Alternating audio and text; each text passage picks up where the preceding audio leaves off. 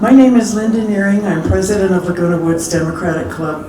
Happy New Year to you all. This is a fantastic crowd. We are waiting for Katie Porter to come. She's on a very tight schedule. As soon as she's here, we'll be doing the induction of the board of directors, officers, etc. Please, if you're able, let us stand and pledge allegiance to the flag.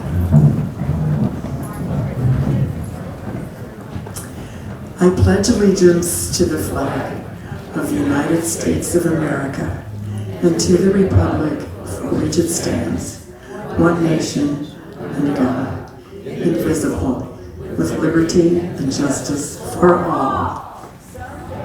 Thank you so much. We have a lot of handouts. Not only did the candidates bring some handouts, but we have our own thing here about get ready for the vote centers on one side and what the 2020 census is going to mean on the other side.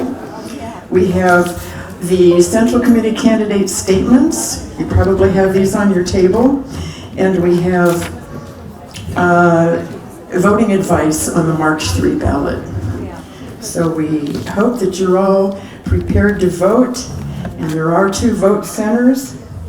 One is Clubhouse 7 across the street, and another one is the Laguna Woods City Hall, also all the other city halls, Laguna Hills City Hall also. Do we have a new special member here tonight? Somebody told me that we had a formerly registered Republican who re-registered as a Democrat and joined the club. Is that true? Because it wouldn't be the first time. We have re-registered a lot of people. Thank you. Oh, Sue Snyder, where are you? Okay. Sue is in charge of the food drives for South County Outreach, and she needs a couple more volunteers. So if you could raise your hand, Sue will come to you and take your information. It's on Saturday, January 25. Shifts are only like 2.5 hours. It's at Stater Brothers, our local Stater Brothers, and it's really fun to ask people as they go in to please bring something for those less fortunate. This is our 10th year of servicing South County Outreach as our primary service project. And Sue and her husband Richard have been doing it for years and years and years. So thank you so much.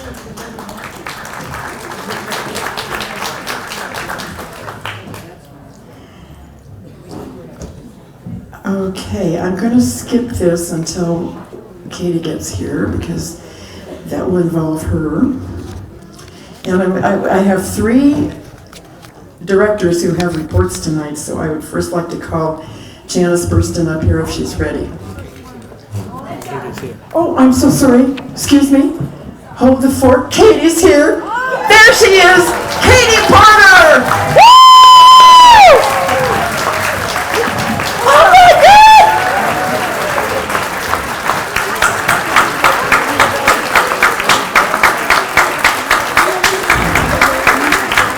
Oh my God! Are you ready? All right, I'll hang out right here. Thank you so much. Oh my gosh, thank you. Sorry, Janice, we'll get you later. Okay, we have some club business to do, and that is for regular members who are registered Democrats.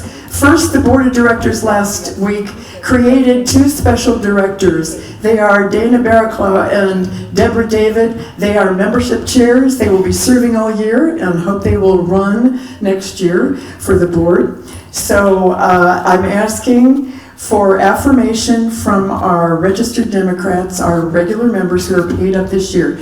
So all in favor of these 2 new special directorships, please say aye. Aye. Any nays? Any abstentions? Thank you. Then I will call them up here, please. Dana and Deborah. Where are you? Okay. I have their lanyards for them. Okay. So we will go on now with thanks to outgoing membership chair Janet Means, who served as membership chair for almost 5 years and wasn't able to be here tonight. Okay, now we come to the 2020 slate of officers and directors. This was given to you In 2 different newsletters and at different meetings, we announced them. So I'm going to present that, and then you will vote on them. And then Katie is going to install all of us. So your slate is President me, Linda Nearing. I do newsletter and publicity, and a lot of other stuff too. And your first VP, who's in charge of programs, Sue Deering, wherever she is. You're all going to need to come up here and get installed in a minute. Our second vice president in charge of fundraising is Rebecca Gilad. I don't know if she's here, but if she is, come up. Our secretary is Alan Feldman. Our treasurer, serving since August, is Pat Leftwich, and she's doing our PAC reports too. This is amazing, and we thank her very much. The directors are in charge of activism, Janice Burston. Campaign and Get Out the Vote, Jeanette Peck. Club election and nominating, Maureen Mailer. DPOC associate member and historian, Heidi Kruger-Gerson. Hospitality is Penny Klein. Legislative action is Jonathan Adler, and we're welcoming Penny back. She was previously a director, so it's good to have her on board again. Outreach Special Director is Jean Lepowski, running to be a director this year. Special Events, Nancy Hensel. Voter Registration, Mary Romando. So here to install you, and I have your lanyards here. Somebody's going to have to do that for me. These are the officers. Okay, we don't need them. Okay, thank you so much. So I'll go over there. Okay. I'll go over there. So this is a repeat after me. So you're going to say your name instead of Katie. I, Katie, raise your right hand. Look very solemn. Okay. I do solemnly swear that I am a registered Democrat. And that I will support and defend the Democratic Party and its platform.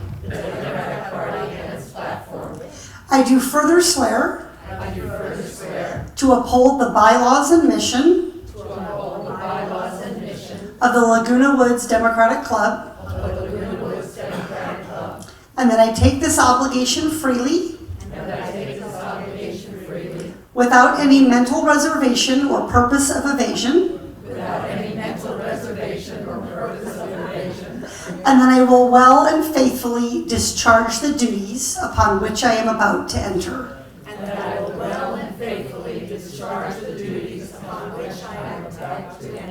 Wonderful! Congratulations! Now can we get you to speak? Yes? Yeah. Yes.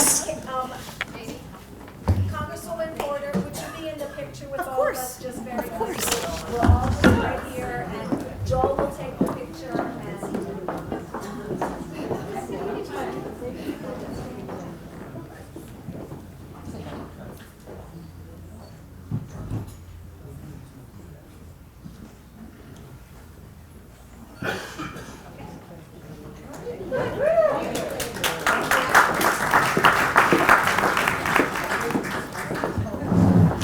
Now we're going to ask Katie to come up and speak with us.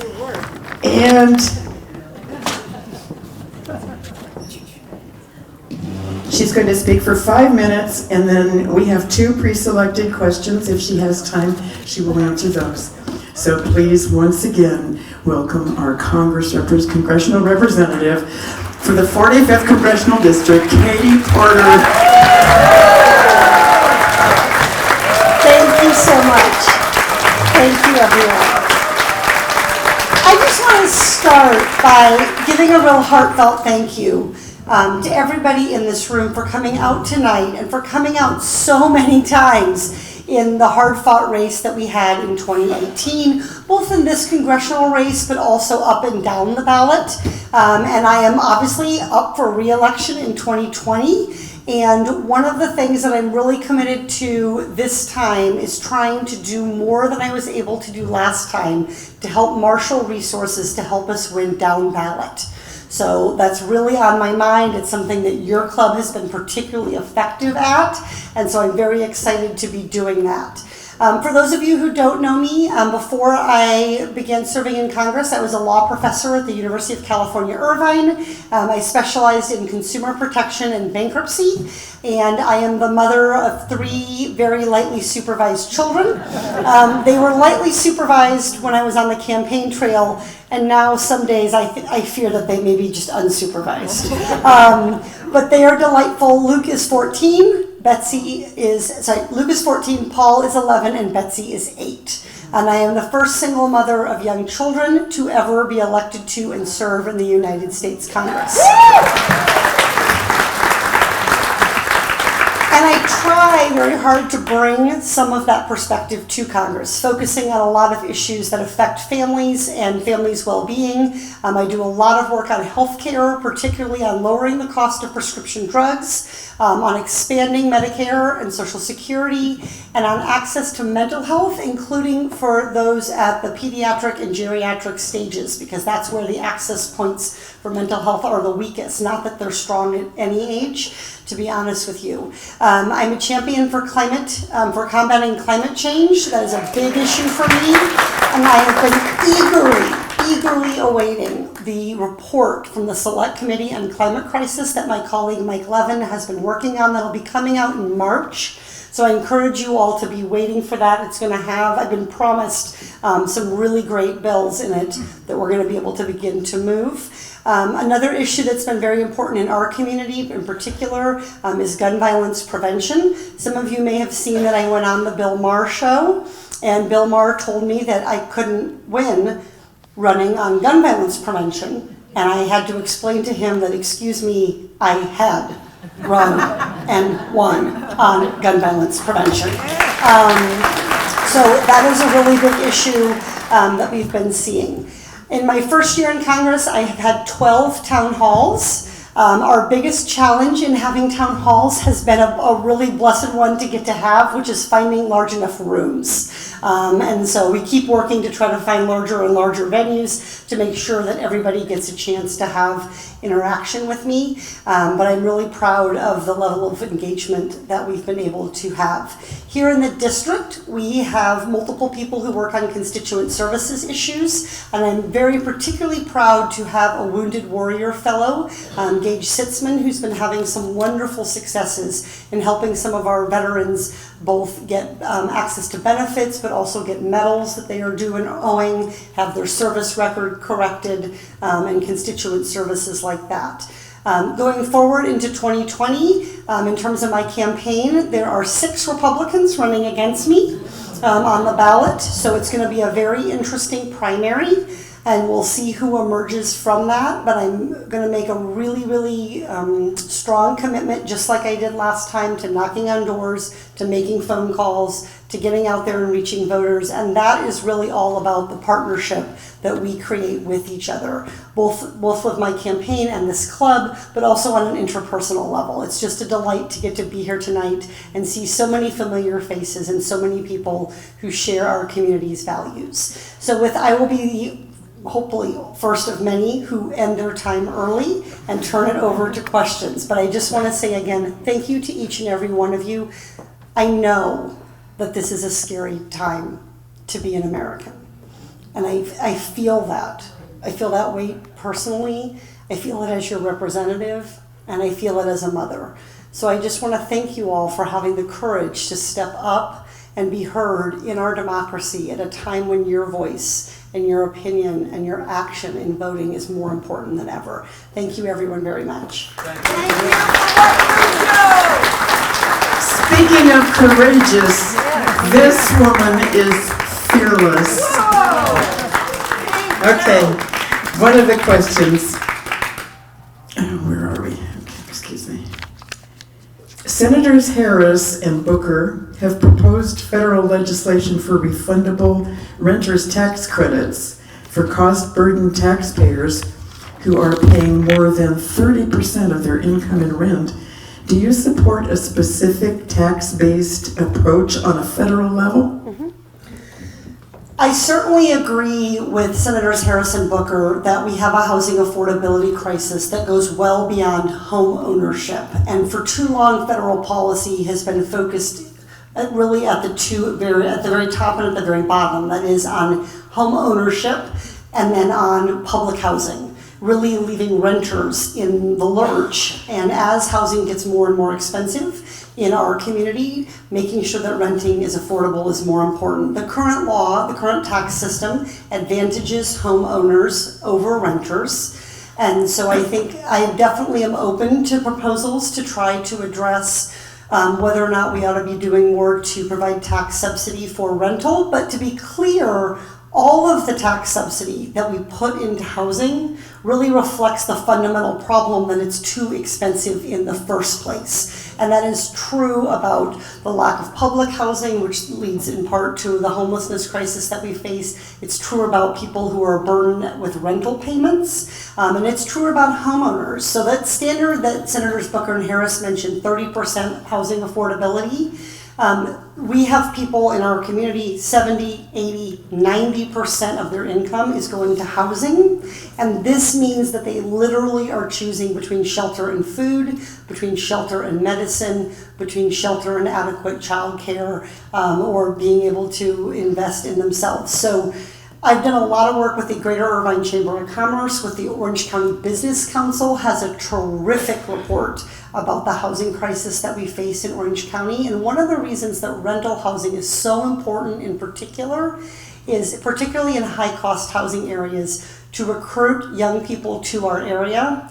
Affordable renting is going to be their way into our community. And we are generating more jobs in Orange County, in this part of Orange County, than we are housing units. So if we don't find a way to make housing more affordable for our workforce, in 20 years we will become a community where everybody is basically 65, right? So we're all going to have an aging problem here if we don't continue to bring young people into our community, and that will create a lack of a vibrant economy. So I don't have a specific proposal on that, but I would share with you that I think one of the brightest spots of the presidential campaign is the degree to which housing has been a big, big issue. And if you think back even to 2016, much less to prior campaigns, nobody talked about housing. And I remember when I first started my campaign, and some of you were here, you remember too, they said, well, what are the issues you want to run on? And I had spent my career working on housing and housing affordability and the mortgage foreclosure crisis. And I said, I want to run on housing and housing affordability. And they said, well, that's not like a thing. See, Democrats run on access to health care, they run on climate change, they run on gun violence prevention, they run on equality for the LGBTQ plus community. But so we have really expanded the issues that Democrats run on, particularly here in California, and particularly at the top at the presidential level, to include housing. And I think I am all in for that. What I'd like to see is a lot of our down ballot candidates have much better answers for what they're going to be doing at the local level to address housing supply and housing affordability.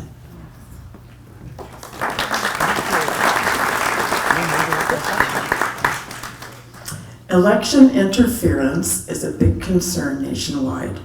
Is this an issue that can be solved at the national level? So ultimately, yes, there's a big role for the national government, for the federal government in addressing election interference. It comes through in making investments in election security, both technological, but also in terms of how we deal with social media and information and flow of information. Just like we regulate broadcast TV ads to address election misinformation, there's more that we could be doing to address that kind of misinformation on social media. The other day I was at an event where Adam Schiff was speaking, and he got asked about election security.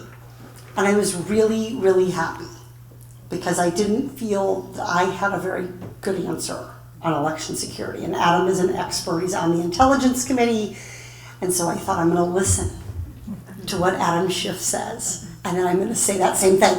And Adam basically said, we're in no trouble for 2020.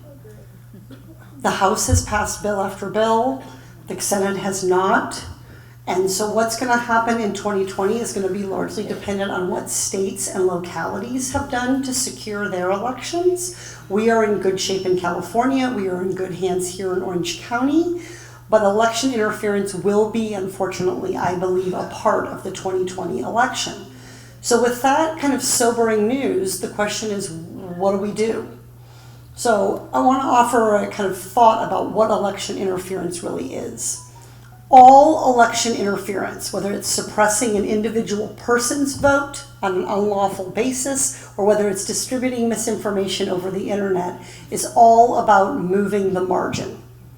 It's not about getting everybody to do something. It's about getting a sliver of people to either not show up, to vote in a way because they've been told wrong things. It's about moving the margin. The best antidote to that kind of election interference is huge turnout. Because the bigger the turnout is, the harder it is to figure out who to target, who to interfere with, and the stronger. So if you think about an election interference, and you think about even TV shows where you've seen it, it's always this ballot box in Ohio that gets manipulated, right? We've all seen these TV shows. So the best antidote to that is super, super high turnout. So we continue to get briefings nationally about the different social media companies' policies, and they are working on that. The DCCC has actually filed, taken really the unprecedented step of filing a lawsuit against the NRCC, the Republican equivalent, for tracking members onto the Capitol grounds and into committees. I had a tracker follow me into the restroom at the Capitol. And so, again, what are they going to do with that footage? They're going to use it to try to create, there's a great public record of everything I've done in my official capacity. We don't need cameras in our face interfering with our legislation. So I do think that election interference is the federal government's responsibility, and we have to step up at the federal level to equalize across states that are not making the same investments in election security and don't have leaders like Secretary Padilla, don't have folks like Neil Kelly who are doing the work. So a lot of people ask me, I support you, what else should I get involved in? One group that I'll put on your radar is there is a group, and I think they're called I Vote, if I'm not mistaken, but do not quote me on the name of it. But it's basically a group of people devoted to raising resources and raising the profile and making calls in Secretary of State races all around the country. And very typically those races fly under the radar, they're under-resourced, people don't vote for them, they don't know what the Secretary of State even does. And so I think this is a terrific effort to try to win those Secretary of State races in a lot of states where they're not going to see us coming. And so I encourage you all to get involved in that and be aware of that. And make sure that not only you vote, but that everybody you know or talk to votes. Because that's our best antidote to election interference, is just huge, tremendous turnout. And we have great opportunity to vote in Orange County this March and this November with our new system of voting, making it easier than ever to do so.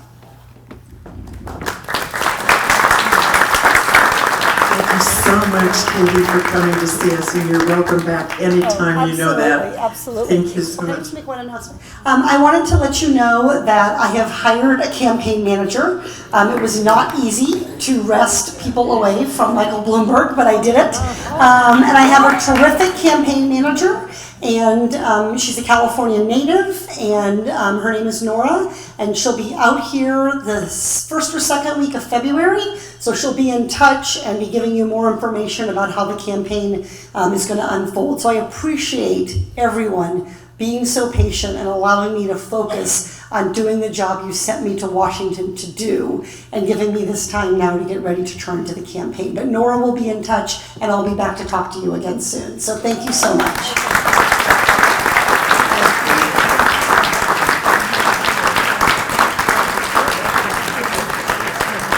Just fantastic. Just terrific. Thank you. Okay. The CDP endorsed incumbent assembly member for California's 74th District, Kati Petrie Norris, couldn't be with us today. She came on Sunday and talked with us, but she sent Robbie LaBounty, where is Robbie, to speak for her and introduce. Oh no, he's going to speak for 5 minutes, I'm sorry. No questions. Speak for 5 minutes. This is for Cotty Petrie Norris. His name is Robbie LaBounty.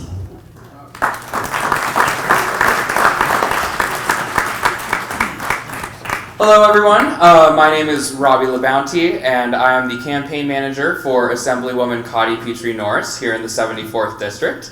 It is great to be here and it's great to be speaking with all of you, a room full of voters. I know that Laguna Woods is the one city we don't have to worry about because everybody here votes. So thank you again for all of that. I am here on behalf of Cotty just to tell you a little bit about what we've been doing. The biggest accomplishment, I would say, is for Laguna Woods specifically, we secured $500,000 for a library here right in Laguna Woods. And that is what you guys have sent Cotty up there to do, is to bring resources back to the community that we need. She also secured millions of dollars with Orange County United Way to end veterans homelessness in Orange County, to find solutions to permanently house these people who have served our country and done us a great service. And thank you. And in addition to that, we have also secured over $4 million for OC Fire Authority to invest in technology that will help us track and battle wildfires.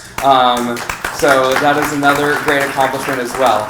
I just wanted to come up here and I wanted to talk a little bit about some of these accomplishments, and I wanted to thank all of you for being here and being engaged. Now it is more important than ever that we are vigilant, that we are paying attention to what's going on in the news, what's happening in our communities, because we know now that we need to wake up, that we cannot rest on our laurels, that we have to pay attention to what is happening. We cannot go back to waking up one day in November and then looking at the results and having to relive the trauma. So never again.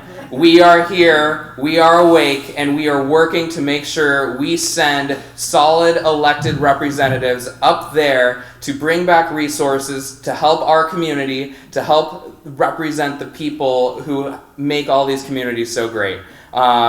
I hope to see all of you on the campaign trail. We have been hard at work, and people will be voting in 2 weeks, approximately. So it is time to get back on the phones. It's time to get back to get everybody back to work, because we have a lot that we need to do in a very short amount of time.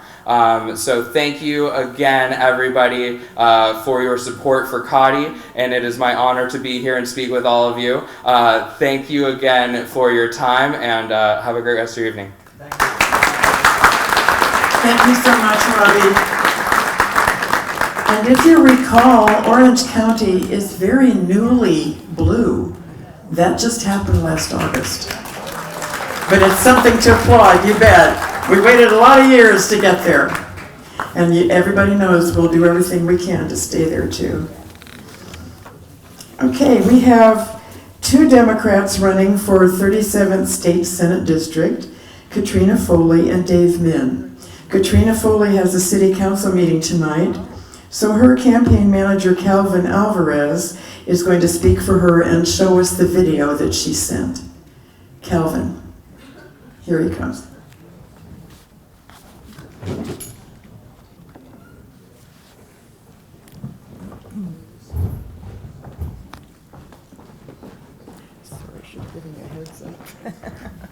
Hi everyone, my name is Calvin Alvarez. I'm actually Katrina Foley's campaign coordinator, not the manager. Our manager is back there named Phil. If you guys have any questions, feel free to ask him.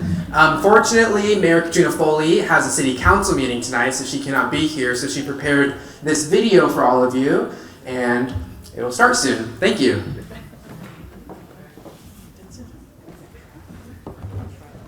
Good evening, Laguna Woods Democratic Club. I'm Katrina Foley, and I am sorry I can't be there with you tonight, but I am the mayor of Costa Mesa, and we have a city council meeting tonight. So I videotaped this message for you so that I can talk to you about some of the issues that I'm working on both as mayor and as candidate for State Senate District 37. I'm so thrilled to be on this journey with you. We're working very hard on ending homelessness, finding places where we can build housing that people can afford so they can stay living in Orange County, taking care of people's health, and making sure that we have a thriving economy with good paying jobs that are union jobs so that people can stay stabilized here in Orange County. I'm proud to be endorsed by the California Professional Firefighters, the Orange County Employees Association, the Orange County Labor Federation, and the State Labor Federation. I'm also proud to be endorsed by our Congressman Harley Ruda and our own State Assemblywoman Connie Petrie Norris. I will work so hard for you in Sacramento. I will be accessible. I will make sure that we bring money back home to Orange County. You know, we're a donor county here in Orange County. We spend a lot of money sending our tax dollars to Sacramento. We send them there and then we subsidize places like San Francisco, Sacramento, Oakland, Los Angeles, and San Diego, amongst many, many other counties. We don't get that money back to Orange County because our state senator does not vote for the budget. We can see the difference having a representative who can be a voice for Orange County makes in Sacramento with someone like Connie Petrie Norris. In the short time that she's been there, she's brought back $18 million. That's $18 million. That's money for the new library here in Laguna Woods. That's money for a new park in Costa Mesa. And ending homelessness for veterans, $2.9 million for homeless veterans, as well as many, many, many other projects. I will do that work with Connie, and I will make sure that our tax dollars are brought back to Orange County. I'm a Head Start graduate. I went to school on the free lunch program, and I went to college at UCLA on a Pell Grant. I made who I am today possible because of the hard work of people who cared about me and the safety net that was provided to my family. Teachers who believed in me and wanted to make sure that I met my potential. Those teachers today are struggling to make ends meet themselves for their own families, and that's wrong. I will support and fund public education in a way that's meaningful for California. I also went to law school, and I've been practicing as an employee rights attorney for the last 23 years. I work with victims of sexual harassment, retaliation, and discrimination. I will be an advocate for civil rights and for the rights of workers in California. There is no more important right that you have than the right to choose as a woman. I will support reproductive health and make sure that we have accessible health care for women throughout California, whether it's in a rural community or an urban community. I will stand with my labor friends always, because stabilizing families is one of my most important priorities. As the daughter of a 73-year-old mom and a 93-year-old grandmother who are living with me now, I have a unique understanding of the needs of seniors as it relates to housing and health care and isolation and activities that help them to continue to be dignified and live their daily lives. I will work on those issues. As our population ages, we must have a master plan for aging, and I have a plan for that. We have to also take care of our planet so that our next generation can have the same beautiful experience of living in this lovely area with this beautiful coastline and amazing mountains that I've been able to benefit from, and all of you have as well. Climate action is a priority for me. As the mayor of Costa Mesa, I've helped lead the effort to be a community choice city, and also to hire a sustainability and energy manager to create a climate action plan and a zero waste plan for our city. I'll take that experience statewide and make sure that we are working on those issues as a state constantly. It must be included in all parts of planning for the state of California. Additionally, I have a plan so that everyone can have an electric vehicle. If we get electric vehicles into everybody's home, then we will start to see a reduction of our carbon emissions dramatically and immediately.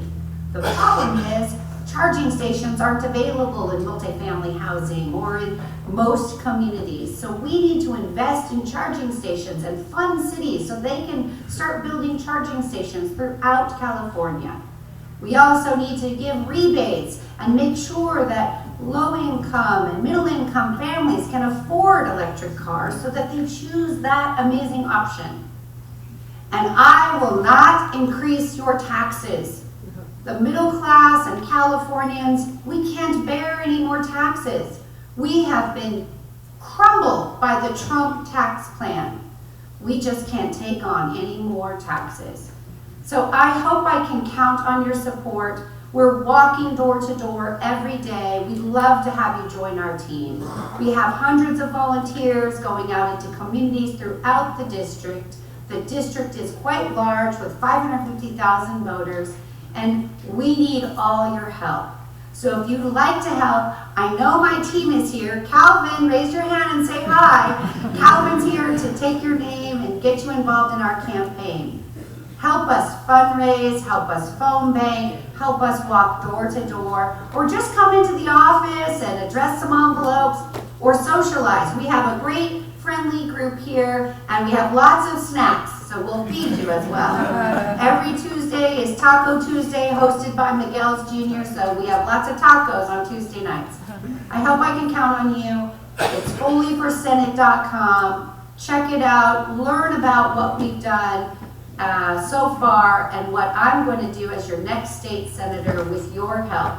Thank you so much, and I hope I can count on your vote respectfully. Katrina Foley for Senate. Thank you.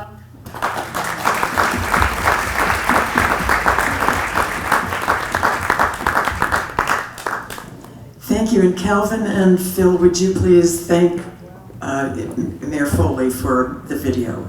And thank you for coming too. The other candidate is a longtime friend of the club. I'm sure most of you know Dave Min. And we're going to give him 8 minutes to speak on anything he wishes to speak on. Dave Min. Thank you, Linda. So I thought I'd just give you some remarks here to tell you why I'm decided to run for state senate, then tell you a little bit about where we are at the race, but I really wanted to open it up for a few questions since I've got 8 minutes, and that can be kind of a long time. So for those of you who don't know me, my name's Dave Min. I'm probably best known for losing to Katie Porter, our fabulous Congresswoman last year. But I wanted to thank you all so much for your support of our campaign last year, your support of Katie's campaign. This is by far the most amazing Democratic club in the region, and I've been to all of them many times. Now give yourselves a hand. I mean, we saw Laguna Woods. You guys moved the needle in my race. You moved the needle in Katie's race. You moved the needle in Kati Petrie Norris's race. This is an outstanding club. And I love coming here because you're so engaged, because I think you're so selfless. And I know that you could be enjoying a lot of things right now. There are a lot of amenities here in the village. You could be doing line dancing, or I don't know what's going on tonight, but you're here because you care about something more than just yourselves and your narrow self-interest. And that's a quality that I think unites all of us, particularly in this time of Trump. So why did I decide to run for state senate? It was not in my plans a few years ago. After losing the primary, I had to think about whether I wanted to do this again. The Senate district I'm running in is the same area geographically as I ran in last year. Most of it is CA 45. We add on Costa Mesa, Laguna Beach, Newport Beach, a little bit of Huntington. We knew we'd have a pretty good chance. The incumbent, John Morlock, is someone who's very extreme. A rating from the NRA, 100% voting record against women's rights, climate change skeptic, out there with the fringes of the Republican Party. So those are all good reasons to run, but for me personally, I had to ask myself, do I have that fire in the belly? Because to run a campaign, particularly in a district this size, takes a lot. And so kudos to Mayor Foley, kudos to all of the people that are running, because this is a big effort. This district has 1 million people in it, 550,000 registered voters, so it's not an easy task. It's actually a lot bigger than Harley or Katie's districts. But what struck me over time was just the importance of this time right now. And I think we see this in Orange County. You all see it as seniors because you've had the benefit of history. But we are not in a normal time. We see this in the impeachment hearings today. We see this with Trump. But it can't just be about Donald Trump. We have deeper problems that are rising with our country. We can see them popping up. Our economy does not work for too many people. We have neglected a lot of challenges like climate. Education is underfunded. Our infrastructure is aging.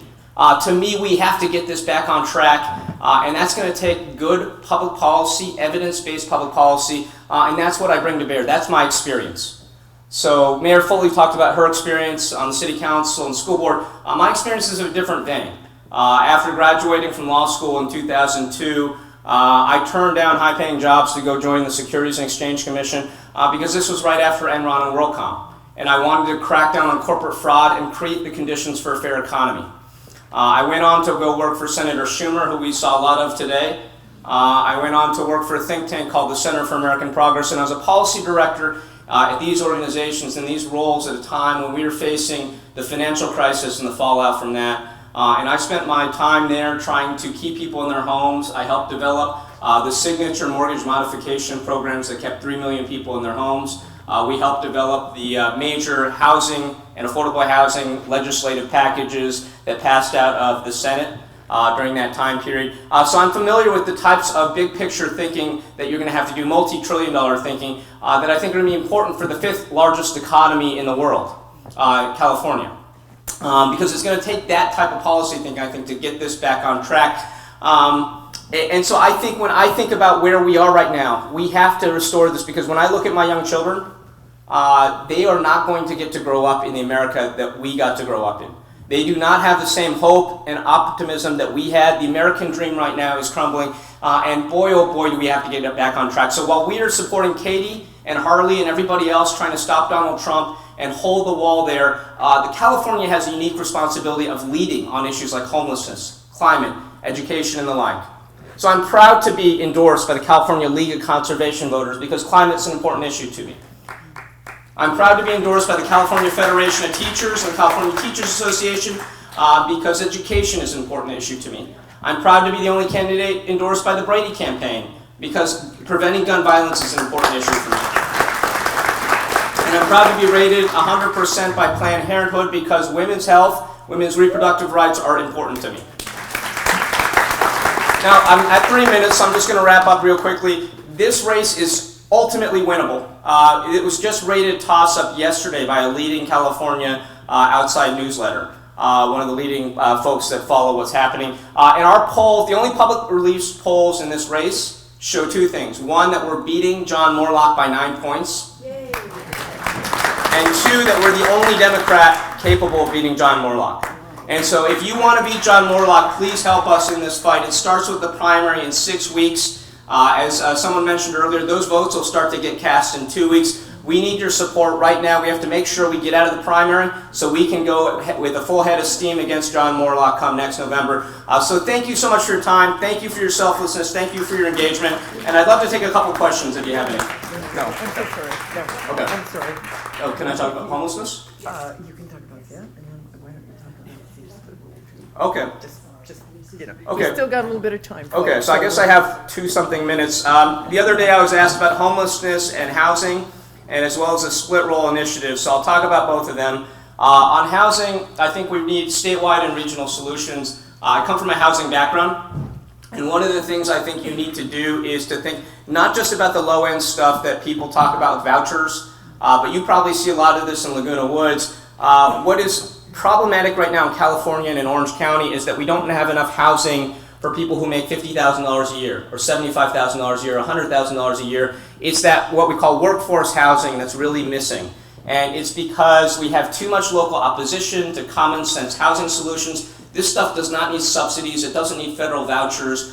We can do a lot at the state level, but some of it takes regionalized solutions. Some of it takes overriding localities that don't really want to build condos or apartment buildings because they'd rather have those really high-end single-family $1 million homes or the high-end luxury condos.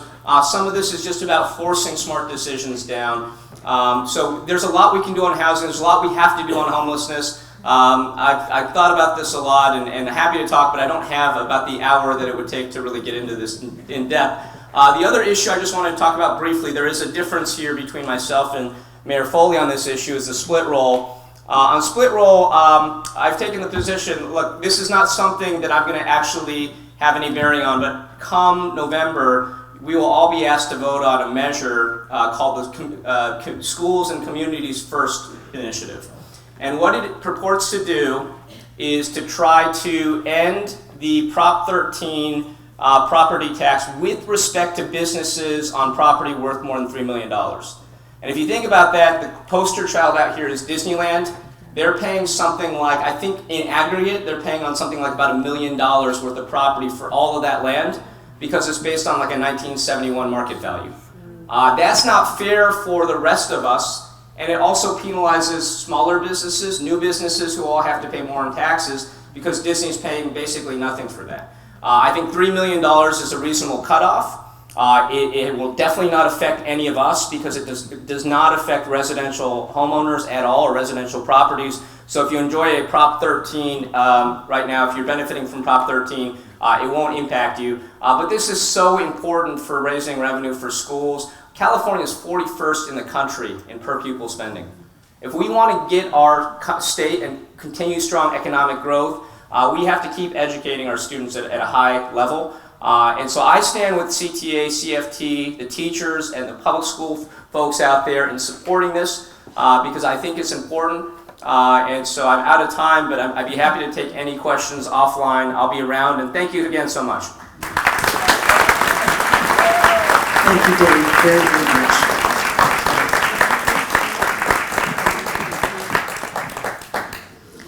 We have 3 reports from 3 of our directors, and I'm going to ask if there are any candidates here running for Central Committee, if you would please come up and sit up here, and we will get to you after these reports so that you don't have to walk all the way up here. Okay, so thank you.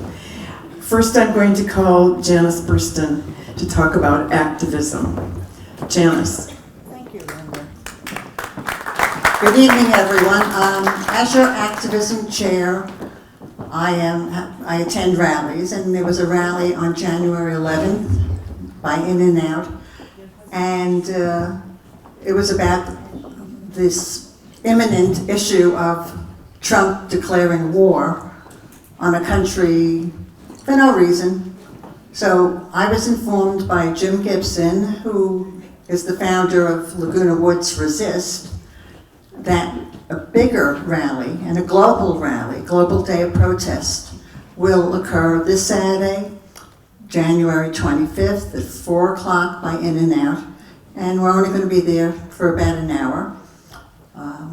And we're also joined by Canyon Dems. It's a global day of protest. My vice chair, Bethany Gilboa, told me that online you can find a lot of rallies going on throughout the world. And it's not just no war with Iran, it's no war, period. No, our trigger-happy crazy man in the White House can start a war any day, just as a distraction as he did when he assassinated those 2 terrorists. Even though they are terrorists, he still can start a war, especially with the Senate impeachment trial going on. You know, we live in very scary times, as Representative Porter just told us. So come out Saturday, 4 o'clock, by In-N-Out on El Toro and Carlotta, and bring signs, no war. Let's just have peace. That would be nice. Thank you.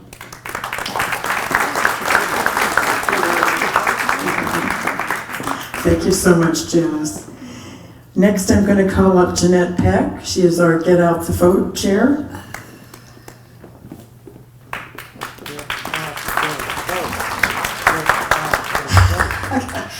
Hi, I'm from the Get Out the Vote committee. I think most of you all know about us. On Friday, February 7th at 9:30 in Clubhouse 2. The 100+ volunteers who we have will help our club begin to get out the vote in Laguna Woods for the March 3rd primary election. My email did say 10:30 in one place. You're more than welcome to come in, but if you want to have any food, come at 9:30. So that's our volunteers will receive lists of the Democratic voters and the no party preference voters in their neighborhoods. We're also going to have stickers this year, so you can have a sticker to help identify you when you go out. We have 4 for each of you. Each volunteer decides whether they would like to deliver the door hanger. That is a voter guide. It's very similar to that large yellow sheet you have with suggestions for candidates and such. Or they can call the voters in their neighborhood to remind them to vote and to give them information on the ballot. Today, I sent an invitation on the Get Out the Vote meeting to those who have already signed up. If you want to volunteer and you didn't receive an email from me or you're not sure, raise your hand and I or Jean Lepowski will come over and talk to you about it. Again, Friday, February 7th at 9:30, the Get Out the Vote volunteers will meet, greet, and eat at Clubhouse 2. Right here. Right here. This is Clubhouse 2. Do you know today I had a Republican come to my door with a door hanger. So we have got to get out the vote and blanket this community. We should do a really great job this year. So if you'd like to talk to one of us, raise your hand and we'll come around and write your name down and then call you tomorrow or something. Thank you. Thank you so much, Jeanette. Yes, hands up, they'll come talk to you. Keep your hand up. And I will introduce now our Legislative Action Chair, Jonathan Adler. He's going to tell you about some ballot measures. Indeed. Every election, primary and general, there are measures on the ballot, statewide and local measures. And so, in a very democratic process, we look them over in our meeting of legislative action jointly with the program committee. We discuss them, vote on them, recommend positions to the board, and the board looks at them, discusses them, and takes a position. We forwarded our positions to the DPOC, and it has adopted all of our positions as their positions. The ivory sheet at the bottom has the bottom line recommendations as yes on Prop 13, that's a statewide proposition, not to be confused with 1978 Proposition 13 or 19 whatever Prop 13. They just circulate the numbers. This is this year's Prop 13, and our recommendation also is no on Measure A, we'll discuss that in a second, and yes on Measure M, which is a school bond measure. On the back side of this ivory sheet, we discuss each of them in just a little bit more detail, just a few lines of reasoning on each of them. But there are a couple of principles that apply to all of them. Prop 13 is a very large state bond measure. Measure A applies to the Board of Supervisors percentage necessary to put a tax measure on the ballot for new or raised taxes or fees. And Measure M is a significant school bond measure for our Saddleback USD. The one thing they have in common is they all relate to raising funds to do important things for the state. The principle is that in 1978, by Prop 13 of that year, the state was really crippled in its ability to raise funds for necessary projects and investments. by raising the percentage necessary to put them on the ballot, by raising the percentage necessary to pass them. The principle and all of bond and tax and fee measures are ardently lobbied against, ranted and railed against by anti-tax groups like the Howard Jarvis Taxpayers Association and conservative Republicans who say terrible things about taxes and bonds. So they have that in common. The other principle is that we're in a very prolonged period of very low interest rates. So this is a wonderful time to be selling bonds at the lowest rate and paying the least amount of interest on them over 25 or 30 years.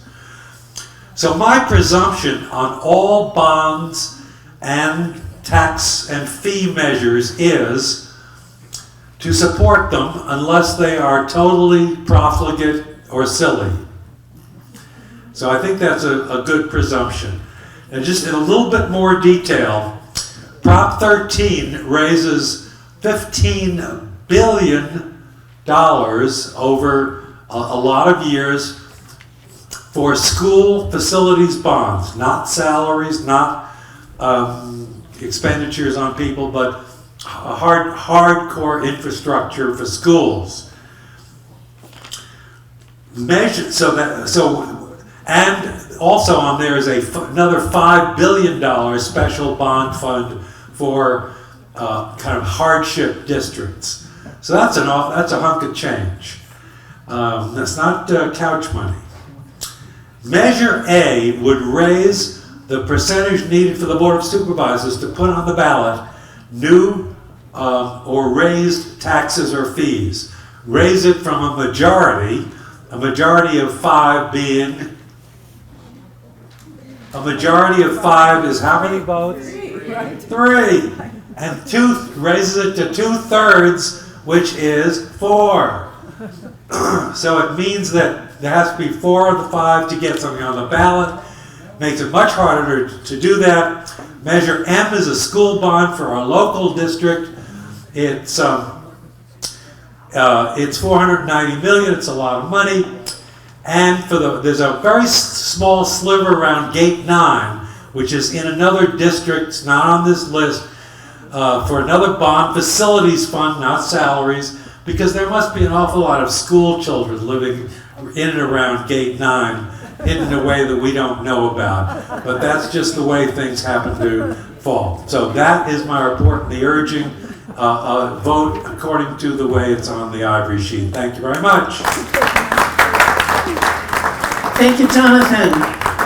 Thank goodness it was only 3 measures. Sometimes, I'm so pleased to be able to introduce Annie Wright, who is Vice Chair for the South Region of the Democratic Party of Orange County.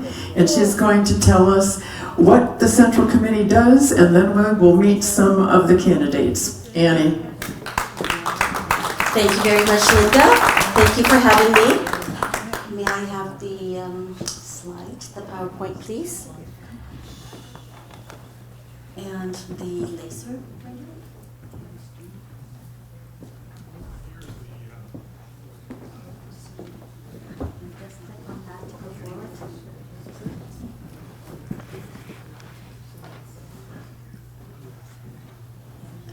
Okay. All right. I'm going to go over very briefly about this Central Committee structure. As you know, the DNC, the Democratic National Committee, is the national party, and then it oversees the state party committees. And in California, we have CADEM, or CDP, the California Democratic Party. The California Democratic Party oversees the county parties. How many counties do we have in California? Does anyone know? A lot. How many? 30? 50? 58, yes. Next. Can I have the next slide, please?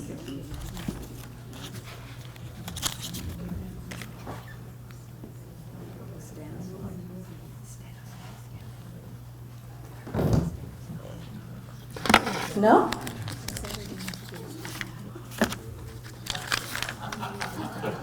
technical difficulties. There we go, 58 counties. All right. And then the county party oversees the Democratic clubs in the county. Next slide, please. How many clubs do we have in Orange County? 12? 27. 27? Can I have the next slide? It is 21, and this is the distribution. We divide our counties into 4 areas: north, south, west, and central. And as you can see, we have more clubs in South County than in any other areas. So yay, South County. All right. Next slide, please.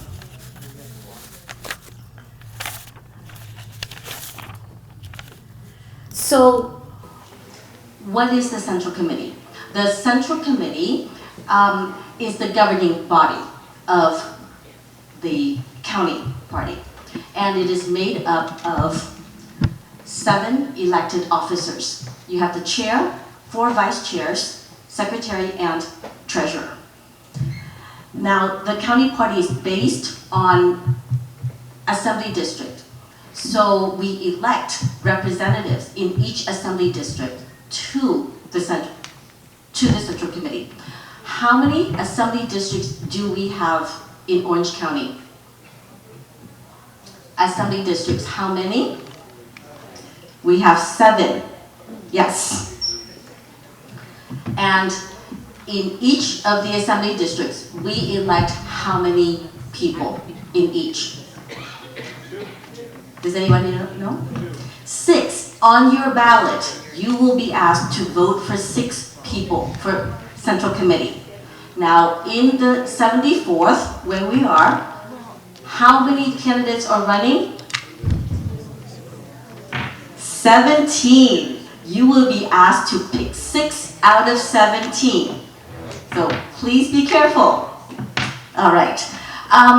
So we have 6 people for each assembly district, and we have 7 assembly districts. So there are 42 Central Committee members, plus the elected officers, and plus ex officios. Ex officios are elected officials and the people who ran at the state level and above who made it past the primary. They get a vote because they represented us in the elections. So overall, we have 65 Central Committee members, and then each of them gets an alternate. So we have about 130 people who could attend the meetings, but only 65 will get a vote. So what are the responsibilities of the Central Committee?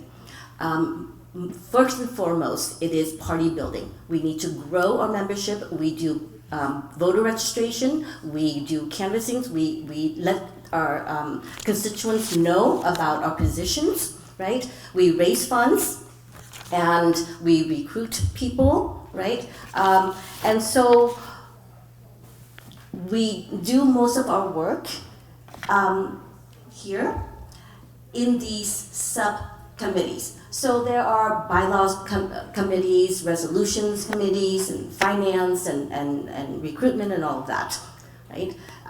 So these Central Committee members will be asked to participate and do the work. So what do they actually do? They meet monthly. The party has monthly meetings where they get to vote and they elect officers. They vote on a resolution where we take our position as a party on things like healthcare and immigration and homelessness. But what we need the Central Committee members to do most is to recruit candidates. There's so many positions locally where the races go unopposed, and then they are asked to fundraise for the party and participate in helping to give tools to the clubs. Okay, I will leave you. The people who you will be voting for in March, they do not take their seats until January 2021. Yeah. So I will leave you with this last thought. As you know, there's a debate within the party how progressive we would like to be as a party. And this is a national debate, whether to be passionate or pragmatic, whether to be left or more left, and it's a healthy debate. But if we go too far left, we may alienate our more moderate constituents. If we are not progressive enough, we will lose the activists who work so hard to grow our party, to put in the work, and to actually flip Orange County blue. So please, when you vote, bear in mind that balance. Okay? Thank you so much for having me. Thank you, Annie.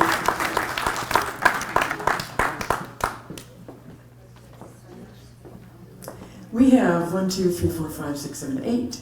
8 of the 17 here. 9. Sorry. 10. Oh. Just sit over there. Okay, I'm calling you up alphabetically. Calvin, did you stay here? Adler. Oh, I'm sorry. You're absolutely right. It's Jonathan Adler. I'm very sorry. Jonathan Adler. Yes. Running for Central Committee. Yes. Okay, well, excuse me for reading. I don't always do that, but 90 seconds ain't nothing. I was just really surprised. On her way out, Katie stopped and whispered in my ear, "Did you get my voicemail? I'm endorsing you."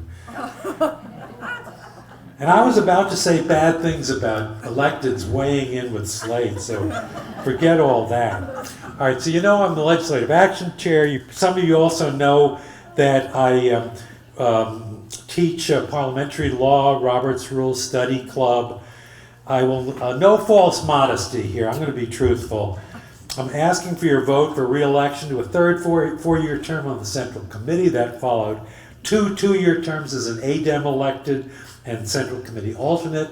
I'm active on the DPOC committees, the Executive Committee of Bylaws, Rules, Resolutions, and Legislative. I'm going to just focus on one area of expertise that I think is unequaled by any candidate for Central Committee, not just in our 74th AD, and that has to do with the rule of law. DPOC's rule of law essentially is parliamentary law, procedural law. It's the election code. It's the DNC, the CDP bylaws. It's DPOC's bylaws, and I am often phoned by DPOC's chair, Ada, and 2 vice chairs, including Annie and Jeff Letourneau. They ask me to interpret things and advise how they can do things procedurally proper. That is for efficient democratic meetings, but also protecting the rights of individuals and the body. So I have been at the center of the Bylaws Committee doing a 2-year revise, clarifying, providing things. I introduced to DPOC ranked choice voting for endorsements and elections. And so I submit that I'm absolutely indispensable, and if you don't vote for me, the DPOC is just going to fall apart. Now, forget that. Thank you, Jonathan. Appreciate that. And I'm sorry about the mix-up. That's why I gave you extra time. Okay, everybody else, 90 seconds. This is our timer, Ellen Feldman. Let me see. Okay, Iyad isn't here. Calvin Alvarez, not here. Simila's not here. Janice Burston is next. Hello again. I'm running for the Central Committee of the DPOC for my 3rd term. I was elected in 2012 and I started serving my first term in 2013. This is my 8th and last year for the 2nd time. One thing that I feel very strongly about is actually attending the meetings. They're monthly meetings. My attendance is probably at least 99% over the past 7 years. It's very important to be there. You can't vote on the resolutions if you're not there. You can't discuss the issues. And I keep all of my constituents in Laguna Woods and the 74th AD in mind. I vote with your interests at heart. I attend every convention, every state convention, pre-endorsement caucus, to vote for candidates. That's one of our responsibilities. We need to vote with you in mind when we vote for candidates to represent all of us. I'm asking for your vote for the third term, and one thing I have is experience, knowledge, understanding how the Central Committee works. So I don't need to learn, I know how to do my job. Thank you. Thank you, Janice. Next, I'm calling up Mary Carter.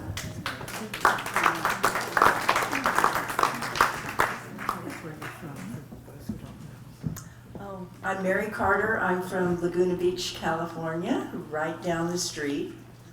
I'm asking for your vote because I believe I bring a lot to the Central Committee. I have had the honor of working with Jonathan for years as his alternate. Yeah, oh yes, that's right. He's been my alternate too. I'm fully invested in the Central Committee. I came into working for the party in 1987 with the Jesse Jackson campaign, and that campaign told us we had to work in the Central Committee. So I've been there ever since. I'm a strong supporter of progressive ideas. I will work diligently for people that need a voice that doesn't have a voice in our community, for the vulnerable people that live within this wonderful part of the county, but it's difficult. So I'm working for healthcare, I work with the homeless, and the Central Committee really needs me because I fix the turkey every year for at least the last 10 or 12 years. So vote for Mary Carter. I will be an asset to the Central Committee. Thank you very much. Thank you, Mary, AKA Turkey Lady. Awesome. Andrew Gallagher is next. Andrew. Thank you. 90 seconds. There you go. Hello, my name is Andrew Gallagher, and I'm from Costa Mesa. And I've been very active with local Democratic clubs here in the 74th Assembly District. I'm a member of Costa Mesa Democrats, Newport Beach Women's Democratic Club, Democrats of Greater Irvine, and also Democrats of West Orange County, where I serve as a secretary. I've been very active with local campaigns. I was also very active with Connie Petrie Norris's campaign 2018. In fact, just over the weekend, I was just knocking on doors for Connie Petrie Norris. And I want to serve on the Central Committee because I want to be active in registering voters and using Karl Rove's words. I'd like to make the Democratic Party a lasting, permanent majority here in Orange County. And so I hope that you'll consider voting for me, Andrew Gallagher. And I'm also running with 5 other candidates who were endorsed by Congressman Harley Ruda, and some of them were also endorsed by Congresswoman Katie Porter.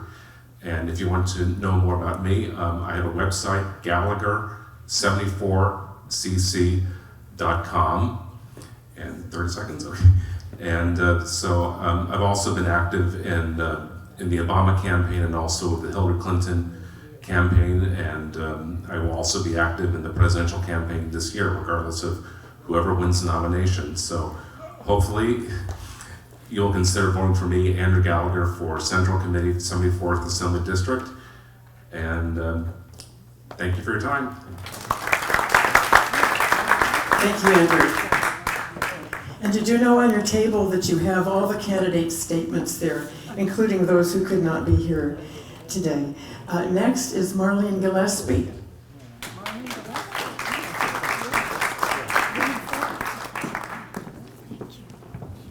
Hello, my name is Marlene Gillespie. I am a current delegate to the Central Committee, and I seek to be re-elected.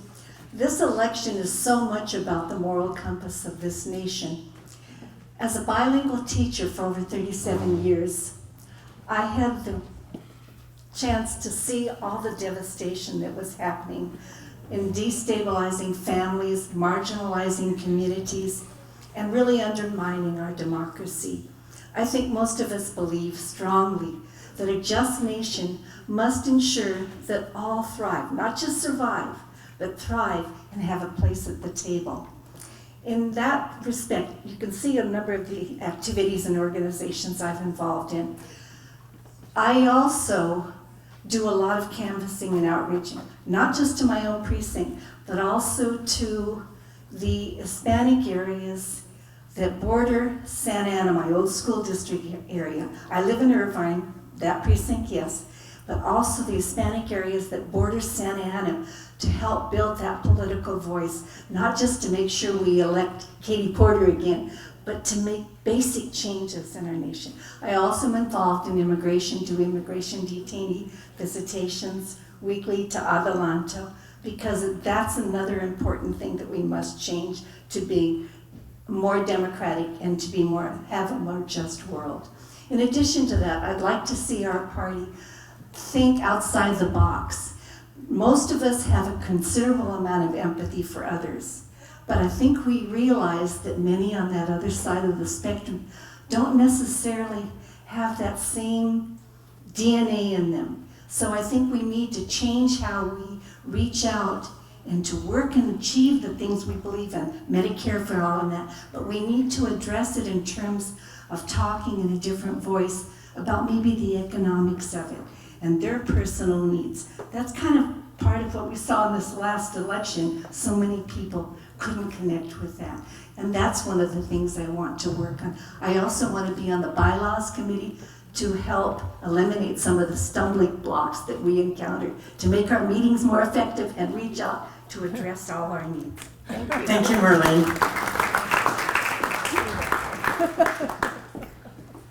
Boris isn't here. Dina Nada's not here.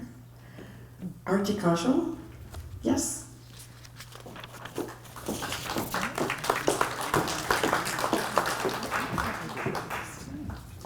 Good evening. Thank you for your time. My name is Arti Kaushal, and I am the only multilingual API, Hindu, Indian, South Asian woman of color who's running for the 74th Assembly District.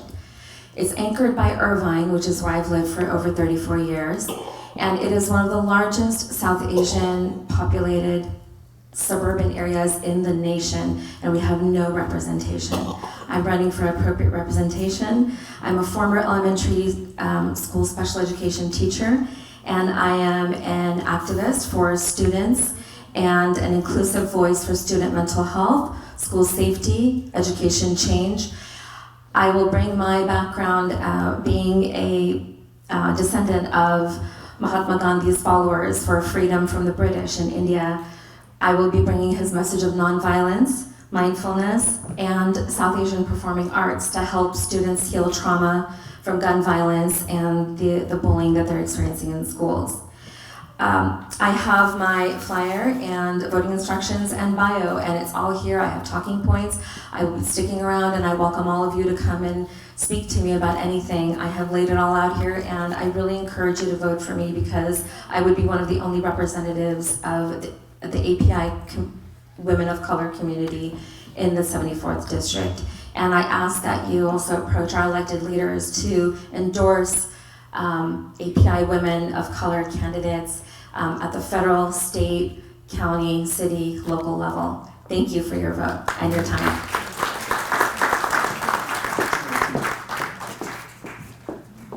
Next is Ann Moore.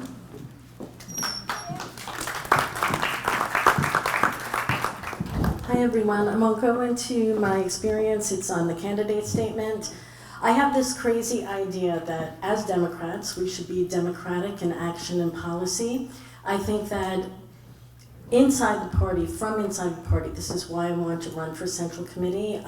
This was my quest as the e-board member when I was in ADEM at 2017 to 2019. And that is to work inside the party to hold up our values, our platform. We have to be more than words on paper. If we start there, that's what brings the voters in.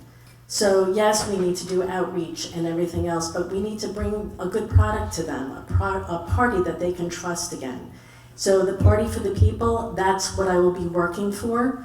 I appreciate your time. I appreciate all of you who signed my petition initially so that I could run. Thank you, and I hope to get your vote on March 3rd. Thank you, Ann. Okay, Jill's not here, Lauren's not here. Jan Stover.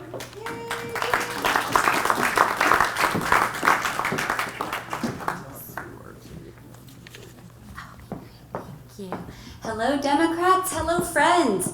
Hi, my name's Jane Stover, and I was honored to be elected in August when there was a vacancy on Central Committee, and honored when Representative Katie Porter and Harley Ruda reached out to endorse me in my current run and would love to continue this service. So I grew up in a family focused on peace and justice. My mom had worked for United Farm Workers before becoming a teacher. My dad was a community lawyer. We had folks like Howard Zinn stay at our humble home. In terms of canvassing and doing the work, my canvassing dates back. What I remember was Walter Mondale and Geraldine Ferraro as the earliest one I recall. I worked at a shelter for teenage girls and was a live-in staff member at a homeless shelter. And I then was fortunate to go on to Harvard Law School, where I met my husband, who you heard from, Dave Min.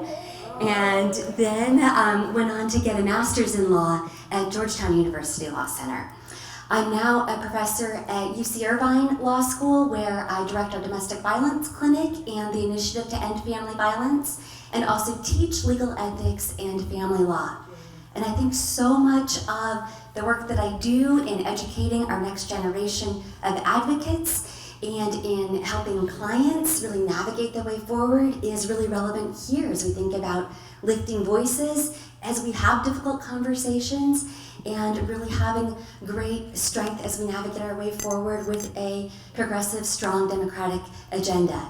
So thank you so much for being here tonight, and I'll be happy to answer any questions afterwards. Jane Stover. Thank you, Jane, very much. Becky Visconti.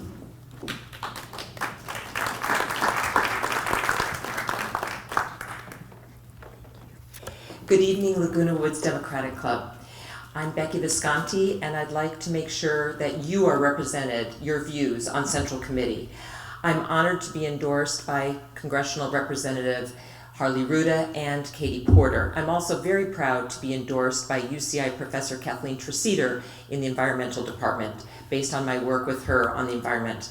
I bring my experience in organizing, fundraising, and supporting winning candidates. Annie referred earlier to what is the job of Central Committee. I want to explain why I feel like I'm ready for it. I'm a delegate right now for AD 74. I'm secretary of the Laguna Beach Democratic Club, just right down the road from you guys.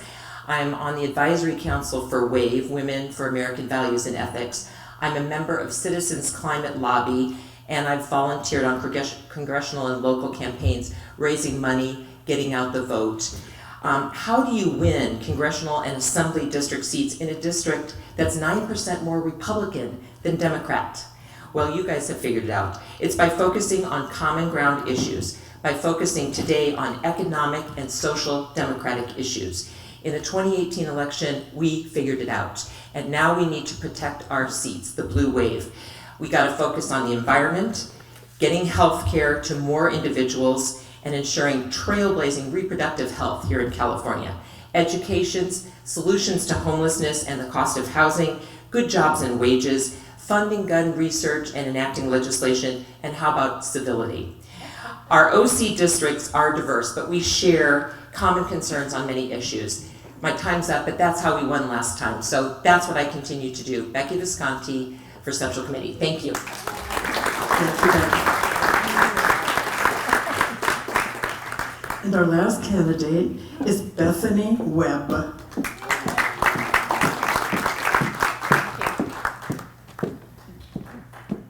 With the last name Webb, I'm used to being last always. My first, since we were talking about my first campaign I worked with was Michael Dukakis in 1988. I knocked on doors and put yard signs out. My first march was in 2000 on Mother's Day for the Million Mom March. It was a reaction to Columbine. At the time I was a mom of my first 2-year-old. I did not know that gun violence was going to become personal with my family. I spent the next 8 years from 2000 till next 11 years from 2000 to 2011 as a PTA president, working, now a mom of 2. And on October 12, 2011, my sister was murdered at the Seal Beach Meritage Salon shooting. My mom was the one that was shot that survived. I lost 5 friends that day. I have spent the last 9 years, almost 9 years, it'll be 9 years in October, fighting against gun violence and fighting against the death penalty. Because a lot of people try to put that on our backs. They think that you're going to heal me or give me justice by taking the life of somebody else. I reject that. I'm a board member on the Death Penalty Focus, which is a national organization run by Mike Farrell, who endorsed me along with Katie Porter and Harley Ruda. I'm going to fight for sensibility, pragmatism, liberalism, equality, equity, and decency, and a return to American values. Thank you, Bethany. Thank you to all of our candidates. We're going to wrap it up, but I have to make 2 announcements first, please. Greta Morford, are you here? Greta, are you still here? She just left. Okay, sorry. And will all the newly elected board of directors, officers, and special directors come see me afterwards? Otherwise, we are done for today. We have a meeting in February. Thank you so much, everyone, for coming. Appreciate it. Be sure to vote March 3. Be sure to join one of our wonderful committees and help as much as you can. Thank you and good night.